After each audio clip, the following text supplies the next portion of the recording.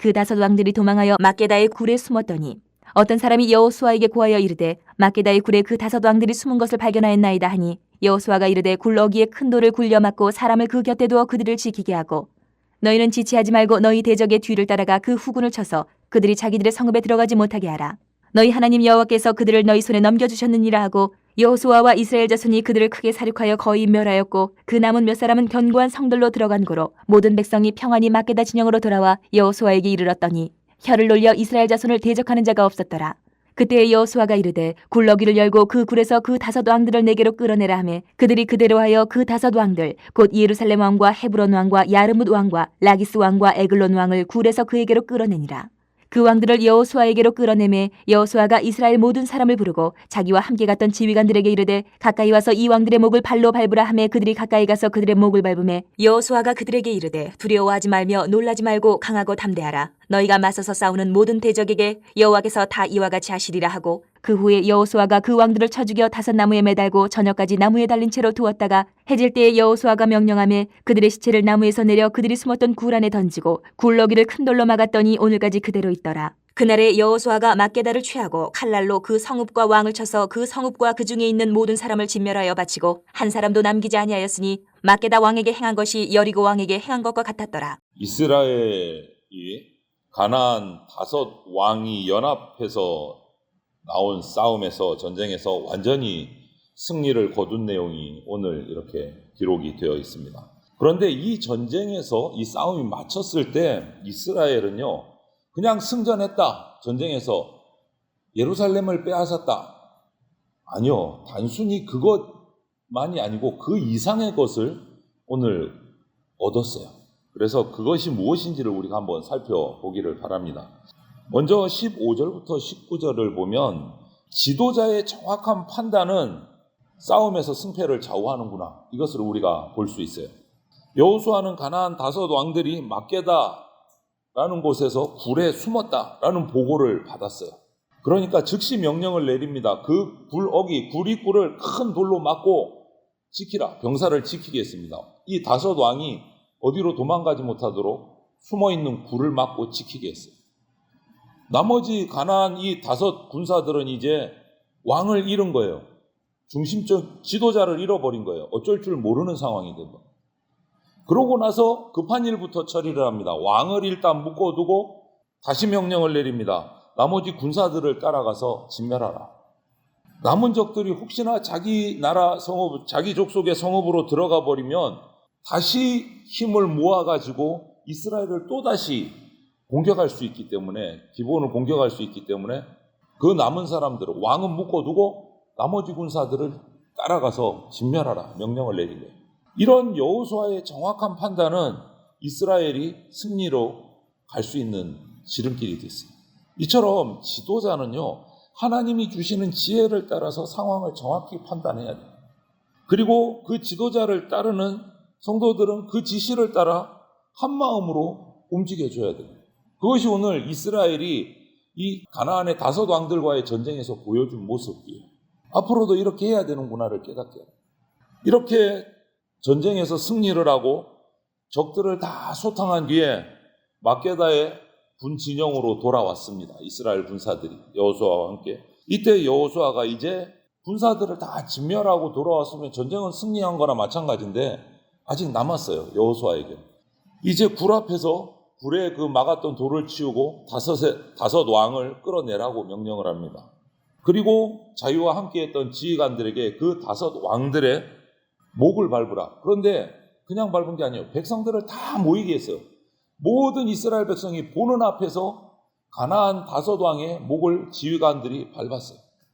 이 모습은 그 당시 고대 근동에서 관례와도 같아요. 전쟁에서 승리를 하면 패한 나라의 지도자를 목을 밟고 우리가 승전했다는 것을 선포하는, 어떻게 보면 관례와도 같은 모습이에요. 힘이 우월하다, 너희들이 이제 우리에게 쳐들어오지 마, 이 모습을 보이는 거예요. 이로써 어느 족속도 이스라엘을 함부로 대적할 수 없게 된 거예요. 그 소문이 다 퍼진 거예요. 가나안 정복에 대한 자신감을 이제 이스라엘 백성들을 얻게 된 거예요. 그 모습을 보면서 와, 다섯 족속이 모였는데 우리가 이겼어. 하나님도 역시 마찬가지신 것이 당신이 택한 백성을 함부로 비웃거나 비난하지 못하도록 만드십니다. 하나님. 그 하나님 마음 상하는 일이고 하나님의 이름이 떨어지는 일이기 때문에 하나님이 택한 백성을 함부로 비난하거나 조롱하지 못하게 하세요. 하나님께서는 지키십니다. 결국 이스라엘은 왕들을 불에 가두고 지도자 없는 적의 잔당들을 완전히 소탕하고 제대로 된 승리를 얻었어요. 그리고 21절에 보면 그 결과가 어떻게 되느냐? 혀를 놀려 이스라엘 자손을 대적하는 자가 없게 하신다. 이제 이스라엘을 함부로 조롱하거나 비난할 수가 없는 거예요. 가나안 족속. 그런데 오늘날 보면 여러 가지 불법 추문 때문에 교회가 세상에서 손가락질 당하는 현상, 이거 정말 안타까운 거예요. 이러면 우리가 하나님이 비난하지 못하도록 조롱하지 못하도록 하실 수가 없는 거예요. 우리가 그렇게 행동하면 교회가 성도가 배기하고 더러운 것을 버리고 거룩한 거 옳은 것을 선택해서 하나님께서 세상에서 우리를 자랑하고 싶는 그런 성도, 그런 교회가 되도록 우리가 해야 돼요. 그래서 하나님께 도움을 구하고 승리하는 거예요. 이런 경험을 하게 되면 우리는요, 영적 자신감을 얻게 됩니다. 이런 승리를 하고 나면 이스라엘 백성이 그 가나안 다섯 왕의 목을 밟고 승전한 것을 보면서 자신감을, 우리도 마찬가지예요. 하나님의 도움으로 영적 전투에서 승리해야 됩니다. 그래야 우리의 영적인 자신감, 그런 것을 우리가 가질 수 있게 되는 거예요. 믿음으로 당당하게 살아가야 돼요. 그런데 이것으로 또 끝이 아니에요. 지휘관들이 여호수아의 명령을 따라서 왕들의 다섯 왕의 목을 밟자 여호수아가 외칩니다. 25절부터 28절을 보면 강하고 담대하라 이렇게 외쳐요, 백성들에게. 근데 강하고 담대하라 이 말씀 하나님께서 여호수아에게 계속해서 반복해서 주셨던 말씀이에요. 모세가 떠나고 후임으로 여호수아가 지도자가 돼서 어쩔 줄 모르고 두려워하고 있을 때 하나님께서 계속 하셨던 말씀이에요. 강하고 담대하라. 자기가 받은 말씀을 백성들에게 다시 전하는 겁니다. 강하고 담대하라. 하나님 나라 공동체의 지도자는 하나님 말씀 또 하나님의 마음을 전하는 사람이에요. 여호수아는 백성에게 이번 싸움에서 함께 하셨던 하나님, 그 하나님이 이제 남은 가나안 정복 전쟁에도 함께 하실 것이다 라고 말하는 거예요. 강하고 담대하라. 하나님이 주신 말씀을 전달하는 거예요. 여호수아는 그렇게 한 후에 왕들을 죽이고 저녁까지 나무에 달았다가 해질 때 그 시신들을 다시 거두어서 그들이 숨어있던 마게다 굴에다가 던져 넣었어요. 이것으로 이 다섯 왕과의 전쟁은 완전히 승리하고 끝난 거예요. 기브온을 돕기 위해서 시작한 전투가 완전한 승전이 된 거예요. 여러분, 어떻게 보면 오늘 이 전쟁의 기록을 보면서 그 당시 옛날 중동의 전쟁은 왕을 죽이면 그 전쟁은 신하들은 돌아보지도 않았어요. 왕을 죽이면 다 도망갔거든요. 전쟁이 끝난 거예요. 왕들이 다섯 왕이 전부 다 동굴에 들어갔다, 그 왕을 가뒀다, 전쟁이 끝났다라고 생각할 수도 있었던 상황이에요. 오늘 기록을 보면. 하지만 여호수아는 남은 적들까지 완전히 섬멸하게 하고 완전한 승리를, 뒤탈을 아예 없앱니다. 완전히 끝내버려요. 만약에 하나님이 승리할 거다라고 보냈기 때문에 기브온을 지키러 갈 때 하나님이 승리하게 해주시겠다고 어제 앞선 본문에서 약속해 주셨기 때문에 어차피 하나님 뜻대로 될 거야 하면서 안일한 태도로 전쟁에 임한 게 아니에요. 여호수아는 승리를 약속해 주셨음에도 그 말씀을 붙들고 하나님이 뜻이기 때문에 더 충성스럽게 더 최선을 다해서 달려갑니다. 여호수아는 끝까지 한 목숨도 남기지 않았다. 하나님의 승리를 완벽하게 이루기 위해서 최선을 다하는 모습. 여러분, 우리가 그리스도인이 되었다라는 이 말은요, 구원받았다라는 말이에요. 그런데 그게 끝이 아니에요. 구원은 끝이 아니고 순종의 시작입니다. 첫걸음이에요. 이것을 우리가 항상 놓칠 때가 많아요. 내가 예수 믿고 구원받았다. 하나님 나라 백성의 길을, 그 티켓을 얻었다. 끝이 아니에요. 그게 이제 시작이에요. 이거를 우리가 놓치면 안 돼요. 하나님이 여호수아에게 승리하게 해주겠다. 그게 끝이 아니에요. 전쟁의 시작이에요. 끝까지 달려가야 돼요. 오늘 우리도 마찬가지입니다. 그리스도인이 되었다. 구원받는 자녀가 되었다. 시작입니다. 이제 주님 오시는 그날까지 우리는 순종의 길을 끝까지 달려가야 돼요. 충성스럽게. 끝난 게 아니다. 이것을 꼭 기억하시죠. 우리가 전심으로 하나님의 백성답게 의지하고 하나님 앞에 머무를 때 하나님이 우리를 도우십니다. 이스라엘 백성은 그거를 배운 거예요. 여리고성에서도 실수했어요. 끝까지 제대로 하지 못해서 소수가. 아이성에서도 방심해서 또 패배를 맛보기도 했습니다. 여기서 얻는 거예요.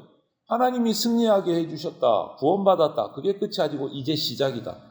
끝까지 충성해야 된다. 이것을 배운 거예요. 여러분, 이스라엘을 이렇게 도우셨던 하나님은 앞으로도 우리를 도우실 겁니다. 동일하게. 과거에도 신실하셨고 오늘도 변함없으신 하나님이 우리가 하나님 앞에 머무르며 충성할 때 앞으로도 동일하게 우리 가운데 역사하실 겁니다. 그런 하나님을 우리가 확신하고 하나님의 방법대로 행해서 영적 전쟁에서 승리하시기를 바랍니다. 이스라엘의 지휘관들이 아모리 왕들의 목을 밟은 것처럼 예수님이 이미 오셔서 사탄의 머리를 밟으셨어요. 상하게 하셨어요. 창세기 말씀처럼. 우리는 그 모습을 봐요. 이스라엘 백성들이 지휘관들이 밟은 그 아모리의 연합군의 왕들의 목을 밟은 것을 본 것처럼 우리는 사탄의 머리를 밟은 예수님을 봤습니다. 기억해야 돼요. 예수님이 어떻게 밟으셨습니까? 칼이 아닌 십자가로 사탄의 머리를 밟고 승리하셨습니다. 그것을 기억하십시오. 그래서 우리는 이제 예수님처럼 십자가 지고 사랑과 섬김의 길로 가신 그 예수님을 따라가야 돼요. 끝까지. 이제 시작이에요. 하나님은 사탄을 우리 발밑에 밟게 하실 겁니다. 우리가 예수님처럼 십자가에 가면 그때 우리는 영적 자신감도 얻고 영적 전쟁에서 승리도 할 수 있게 되고 하나님이 우리를 계속 도우시는구나 하는 경험도 은혜도 누리게 됩니다. 오늘 하루도 이렇게 예수님이 가셨던 그 길을 뒤따라가면서 하나님이 우리에게 주시는 도움을 경험하고 영적 전쟁에서 승리하는 삶을 살아가는 저와 여러분들이 다 되시기를 주님의 이름으로 축원을 드립니다. 아멘.